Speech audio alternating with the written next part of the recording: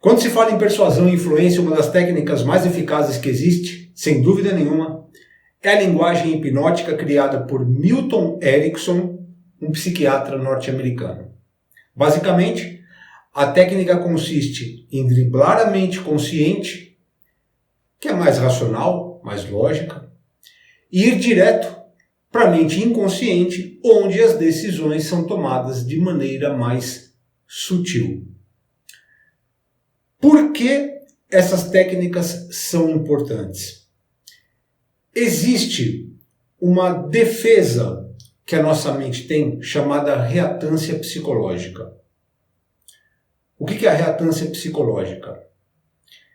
É uma luta inconsciente pela preservação da liberdade quando esta, de alguma maneira, estiver sendo agredida ou ameaçada. Puxa vida, André, dá para dar um exemplo? Dá. Vou te dar um exemplo em vendas.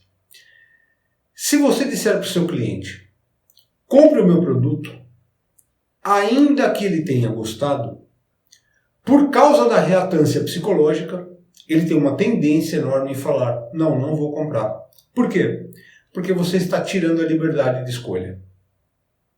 Percebe? E por aí você já imagina que existem pessoas que têm uma reatância psicológica muito mais forte do que outras. Ou seja, algumas pessoas são muito mais suscetíveis a ordens diretas, a comandos diretos. Onde a linguagem hipnótica entra? Na verdade, ela não age como um comando direto, e sim como um comando embutido. O que é um comando embutido? É uma sugestão. Ao invés de um comando direto, você dá para o seu cliente uma sugestão. Ainda assim, é um comando, mas a gente pode dizer que é um comando disfarçado. Então a minha ideia aqui nesse vídeo é passar para você 7 destes padrões, tá? E aí você pode utilizar no seu dia a dia, basta você adequar, adaptar ao seu negócio, tá bom? Vamos para o primeiro então. O primeiro padrão é o padrão poderia. Olha que interessante isso. Seu cliente, o senhor poderia economizar um bom dinheiro se fizesse etc, etc, e blá, blá, blá, blá, blá.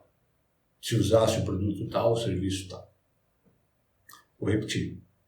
Seu cliente, o senhor poderia economizar um bom dinheiro se blá, blá, blá, blá, blá, blá, blá, blá. Onde que está o pulo do gato? Quando você diz, o senhor poderia, você não está dizendo para o cliente fazer algo.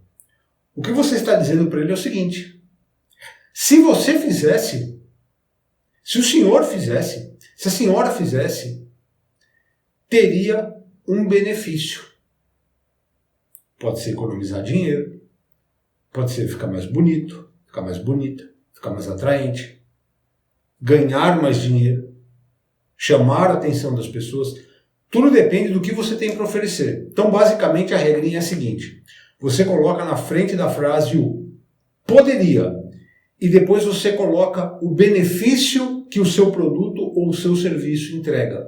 Então, aqui no nosso exemplo, senhor cliente, o senhor poderia economizar um bom dinheiro se fizesse tal e tal coisa, se comprasse o produto tal, se investisse nisso, e por aí vai. Você adequa ao seu produto ou ao seu serviço. Tá bom? Vamos para o segundo exemplo. O segundo exemplo é bem interessante. O segundo exemplo é o seguinte. Eu não diria que, por quê? Então, te dou um exemplo. Olha, seu cliente, eu não diria que o meu concorrente trabalha com produtos falsificados porque seria antiético da minha parte. O que ficou entendido? Que o meu cliente trabalha com produtos falsificados. Então você veja que mesmo quando você coloca a frase na negativa, no nosso exemplo, eu não lhe diria que, a mente do cliente capta a informação seguinte. Seu cliente, eu não lhe diria que o meu concorrente trabalha com produtos falsificados. O que ficou internalizado no cliente foi, o concorrente dele trabalha com produtos falsificados. Agora, o que é importante? Você tem que explicar isso depois através de um porquê. Você não pode simplesmente dizer, seu cliente, eu não lhe diria que o meu concorrente trabalha com produtos importados. Porque na mente dele ele vai pensar o seguinte, tá, mas por que você está falando isso? Eu preciso de uma explicação. Então, no nosso exemplo, eu não lhe diria que meu concorrente trabalha com produtos falsificados, porque seria antiético da minha parte. Na verdade, essa explicação pode ser qualquer coisa. Qualquer coisa serve. A mente só precisa de uma explicação. Tá? Então, quando você quiser dizer alguma coisa para o seu cliente sem dar a impressão que você está querendo dizer, você coloca, seu cliente, eu não diria aqui o meu concorrente, blá, blá, blá, blá, blá, blá, blá, e depois você explica através de um porquê. Porquê, blá, blá, blá, blá, blá, blá, blá, blá, blá. Tá bom? Esse padrão muito forte. Vamos para o próximo. O próximo padrão é o eu poderia dizer que, mas. Então, um exemplo seria, senhora cliente, eu poderia dizer que este produto é o melhor que existe no mercado, mas eu prefiro que a senhora chegue à conclusão por si só. Vou repetir. Senhora cliente, eu poderia dizer que este é o melhor produto do mercado, mas eu prefiro que a senhora chegue à conclusão por si só. Olha que interessante. Quando você diz, eu poderia dizer que, na verdade você não disse. Você está dizendo o seguinte, eu poderia dizer, mas eu não estou dizendo. Mas o que fica gravado na mente da cliente? Que o teu produto, é o melhor do mercado. Só que quando você coloca um mas, eu já tenho um vídeo aqui falando sobre isso, toda vez que você coloca um mas depois de algo que você fala, a atenção da pessoa vai para o que você vai dizer depois. Por exemplo, se eu disser para você assim, eu gosto muito do fulano de tal, mas a primeira coisa que você quer saber é o seguinte, mas o quê? Não importa que eu gosto do fulano de tal, mas o quê? Você quer saber o que vem depois. Então, quando você diz para o seu cliente que o seu produto é o melhor que existe no mercado, mas você prefere que ele descubra isso por si só, a mente consciente dele vai para onde? Mas ele quer que eu descubra por mim. Ele quer que eu experimente o produto dele. Mas o que ficou introjetado na mente dele foi o produto dele é o melhor que tem no mercado. Então, todas as vezes que você disser eu poderia dizer que, lembra, você não está dizendo nada. O importante, coloca o mas só para desviar a atenção dele dessa primeira parte e ir para a segunda. Tá bom? Vamos pro próximo? O próximo padrão é o padrão mais cedo ou mais tarde. Tá? Por que é interessante esse padrão? Porque quando você diz que mais cedo ou mais tarde, fica explícito que existe alguma coisa que vai acontecer inevitável, não tem jeito. Então você diz assim, seu cliente, mais cedo ou mais tarde as pessoas acabam percebendo que investir em um bom colchão é uma questão de saúde. Qual é o comando? Já que é inevitável, é uma questão de saúde, é melhor comprar agora. Isso internamente no cliente causa um senso de urgência. Seu cliente, mais cedo ou mais tarde, todo mundo percebe que investir em um colchão é uma questão de saúde. Ou seja, é melhor eu comprar agora, porque senão a minha saúde corre algum tipo de risco. Né? Então, todas as vezes que você quiser mostrar para o seu cliente que existe uma situação que vai acontecer, inevitavelmente coloque o mais cedo ou mais tarde. Tá bom? Vamos pro próximo? O próximo padrão é o padrão indiscutivelmente. Você pode também usar o sem sombra de dúvida, mas eu prefiro o indiscutivelmente.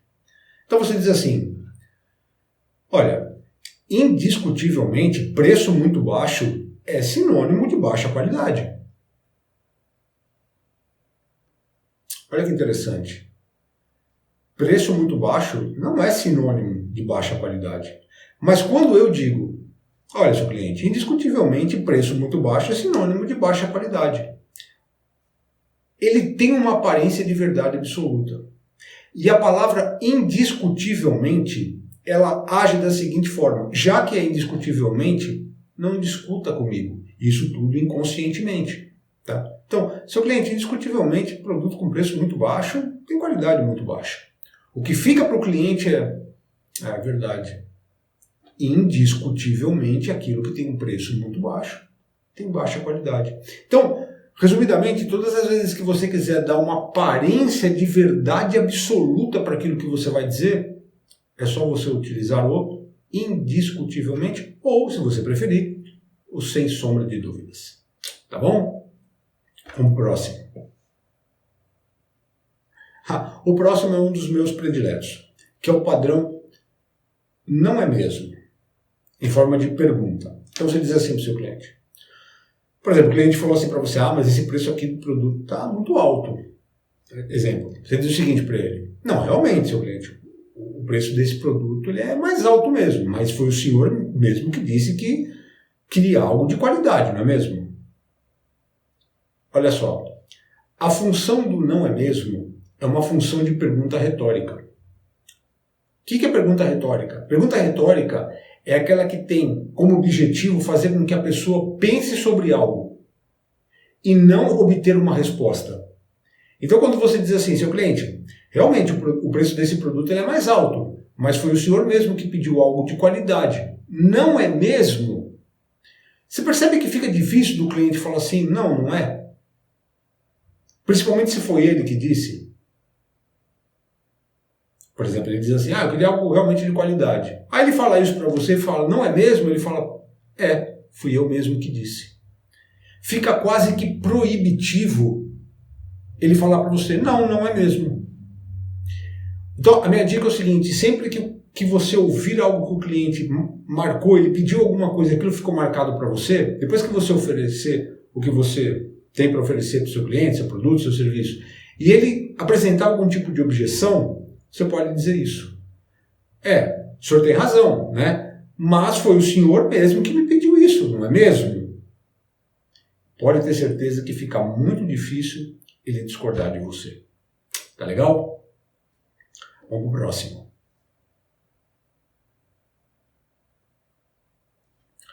Esse é muito legal também. O próximo padrão é o padrão você já reparou? Ou então, você pode reparar. Tá? Você pode usar tanto como pergunta ou como uma afirmação. Eu prefiro pergunta. Você diz assim, seu cliente, o senhor já reparou que homens vestidos de forma elegante parecem homens bem-sucedidos? O que é interessante desse padrão? Esse padrão ele causa uma confusão mental. Você percebeu a confusão mental? Não? Eu te explico. A confusão não é se homens que se vestem de forma elegante parecem homens bem-sucedidos. A dúvida é a seguinte, você reparou nisso? Fazendo de uma forma exagerada, só para ficar mais claro. Seu cliente, você já reparou que o meu produto é o melhor produto que existe? Ninguém fala isso, não é para você falar isso. Mas eu só estou falando isso para você entender a força da frase. Seu cliente, o senhor reparou que o meu produto é o melhor que existe? Veja, a dúvida não é se o produto é o melhor que existe, é se o cliente reparou. Então quando você pergunta, seu cliente, você já reparou que? E aí você coloca a informação que você quer colocar, ele não vai duvidar da sua informação. Ele vai duvidar dele mesmo. Poxa, será que eu reparei? Isso tudo acontece de forma inconsciente, mas a dúvida é dele com ele mesmo, não é dele com você. Tá? Então, quando você quiser causar essa confusão, mental no seu cliente, é só você colocar o você já reparou que? Você pode também fazer isso em uma afirmativa. Seria o seguinte, seu cliente, pode reparar, todo homem que se veste de forma elegante parece um homem bem-sucedido. Essa é uma afirmativa. Eu particularmente não gosto muito de afirmativa, porque dependendo da reatância do cliente, ele pode discordar de você. Ela funciona muito bem, mas eu prefiro a pergunta, porque a pergunta permite que ele diga, não reparei.